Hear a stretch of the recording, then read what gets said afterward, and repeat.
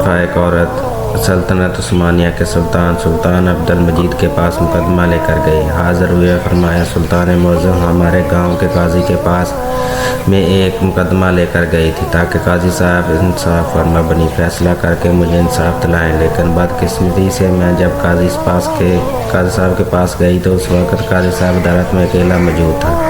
काजी साहब मेरे हुस्न को देखकर पागल हो गए। उसने मुझे बदकारी की दावत दी। मैं एक नेक और पाक ज़ात हूँ और मैंने काजी साहब की दावत को ठुकरा दिया। फिर काजी साहब कहने लगा, अगर तुमने मेरी बात ना मानी तो मैं फ़ैसला तुम्हारे हक़ में देने की बजाय तुम्हारी मुखालफत में दे दूँगा और इसके नतीजे में तुम्हें बड़ी सज़ा मिलेगी। सुल्तान अब्दुल मजीद ने उस औरत से पूछा, पहले ये बताओ तुम्हारा मुकदमा क्या था? तुम काजी साहब के पास क्या मुकदमा लेकर गई थी? तो वो हसीन व जमील औरत कहने लगी, सुल्तान मुअज़्ज़म, एक दिन मैं खैमे में दोपहर के वक्त बैठी हुई थी और मुझे बाहर घोड़ी की आवाज़ सुनाई देने लगी। मुझे ऐसा लगा कि मेरी पड़ोसन की घोड़ी हमारे खैमे से कुछ फासले पर बंधी हुई थी, वो किसी तकलीफ़ में है।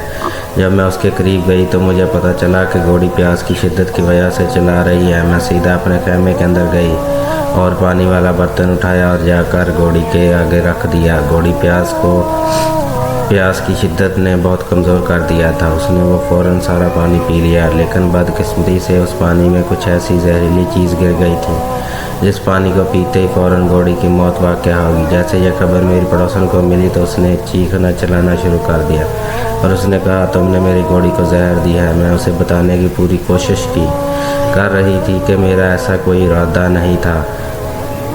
मैंने ना तो सिर्फ इस पानी को मुझे नहीं पता कि घोड़ी की मौत कैसे वाक़या हुई। ये सुनकर मेरी पड़ोसन ने आकर मेरे खैमे से अपनी बंधी हुई मेरी कीमती और मेरी सबसे ज़्यादा प्यारी घोड़ी बंधी हुई थी और वो आकर उसने खोल ली और कहा कि जब तक तुम मेरी घोड़ी की कीमत अदा नहीं करोगे इस वक्त तक तुम्हें तुम्हारी घोड़ी नहीं मिलेगी। और यही मैं मुकदमा लेकर काजी पास के गई और कहा कि आप इंसाफ और मबनी फ़ैसला करें, क्यों ना कि मैंने जानबूझकर उस घोड़ी को जहर नहीं दी। ये एक बड़ी गलती है या फिर एक हादसा है। जब मैं काजी पास के गई तो काजी साहब अदालत में नहीं थे। मुझे मुहाफ़िज़ों ने बताया कि काजी साहब कबीला जा चुके हैं। मैं सीधा कबीले गई। खैमे का दरवाज़े पर पहुंचकर फिर काजी साहब की इजाज़त पर मैं अंदर चली गई। मैंने काजी साहब को अपनी बात तफसील से बताई, लेकिन काजी साहब मुझे देखकर मेरे हुस्नों का दर्दाला हो चुका था और मेरे जिस्म की लचकाई नज़रों से देखने लगा। फिर काजी साहब ने कहा, अगर तुम मेरे साथ बिस्तर पर कुछ वक्त गुजारो तो मैं तेरे हक़ में फ़ैसला दूँगा। जब मैंने उसकी दावत कबूल नहीं की तो उसने खैमे का दरवाज़ा बंद करके मुझे रस्सियों से बांध कर और मेरे मुंह पर कपड़ा बांध कर मेरे साथ ज़बरदस्ती ज़िना किया। जब मैं खैमे से बाहर निकली और चलाने लगी, काजी साहब ने मेरे साथ ज़्यादती किया तो उल्टा उसके सिपाहियों ने मुझे धक्के देकर वहाँ से निकाल दिया। मेरे पास इंसाफ लेने के अलावा और कोई चारा नहीं था, इसलिए मैं बड़ी मुश्किलों से आपके सामने हाज़िर हुई हूँ। ये सुनकर सुल्तान अब्दुल मजीद ने कहा कि तेरी बिल्कुल बात दुरुस्त है, लेकिन तुम्हें अपना फ़ैसला किसी शहर के काजी के पास लेकर जाना चाहिए था, ना कि एक सुल्तान के पास। मेरे पास इतना वक्त नहीं कि मैं आपके मुकदमे को हल कर सकूं, लिहाजा मैं काजी को पैगाम भिजवा देता हूं कि वो इंसाफ पर मबनी फ़ैसला करें। ये सुनकर वो औरत गिड़गिड़ाने लगी और कहा, काजी साहब कभी चोर चोर को पकड़ता है, कभी मुजरम मुजरम को पकड़ता है। ये सुनकर सुल्तान ने कहा, नहीं। तो फिर वो कहने लगी, सुल्तान मुअज़्ज़म आप ही बताएं, एक काजी दूसरे काजी को की मुखालफत में कोई फ़ैसला देगा और दूसरी तरफ एक आम औरत। ये सुनकर सुल्तान मुअज़्ज़म ने कहा, काजी साहब के सामने हाज़िर हो। सुल्तान मुअज़्ज़म के सामने अब्दुल मजीद ने इससे मुताबिक हुआ और कहा, यह औरत सच कह रही है, क्या तुमने इसके साथ बदकारी की है? ये सुनकर काजी साहब फरमाने लगा कि नहीं सुल्तान मुअज़्ज़म, मैंने इस औरत को हाथ तक भी नहीं लगाया। फिर सुल्तान ने कहा कि क्या ऐसी वजह है कि तुम्हारे साथ इतने सख्त अल्फाज क्यों बोल रही है, उसके पीछे हकीकत क्या है? जब सुल्तान अब्दुल मजीद ने काजी के दलाइल सुने तो उसने कहा कि सुल्तान मुअज़्ज़म, ये औरत मेरे पास मुकदमा लेकर आई। मैंने इस औरत की बात पूरी तवज्जो और तफसील से सुनी। मैंने यही फरमाया कि मेरी दूसरी तरफ के दलाइल सुनूंगा, वहाँ उनकी गवाही के बाद इस मुकदमे का फ़ैसला करूँगा, इसलिए तुम कल सुबह मेरी अदालत में हाज़िर हो जाना। ये सुनते ही इस औरत के तेवर बदलने लगे اور اس نے کہا کہ تم نے اگر میرے حق میں فیصلہ نہ کیا تو میں تمہیں بدنام کر ڈالوں گی، حتیٰ کہ اپنے حق میں فیصلہ دلوانے کے لیے اس نے مجھے اپنے جسم کی بھی پیشکش کی۔ میں نے جب اس عورت کی بات نہ ماننے سے انکار کر دیا تو مجھے یہ دھمکی دینے لگی کہ تم عورت کی طاقت کو نہیں جانتے۔ میں نے اس سے بار بار کہا کہ میں دونوں طرف کے دلائل سننے کے بعد انصاف پر مبنی فیصلہ کروں گا، لیکن یہ عورت جانتی تھی کہ یہ گناہ گار ہے اور اس نے واقعی اپنی پڑوسن کی گھوڑی کو زہر دے کر مارا ہے، کیوں نہ کہ اس کی گھوڑی پڑوسن کی گھوڑی سے کمزور اور کم خوبصورت تھی، اس لیے یہ اس سے حسد کرتی تھی۔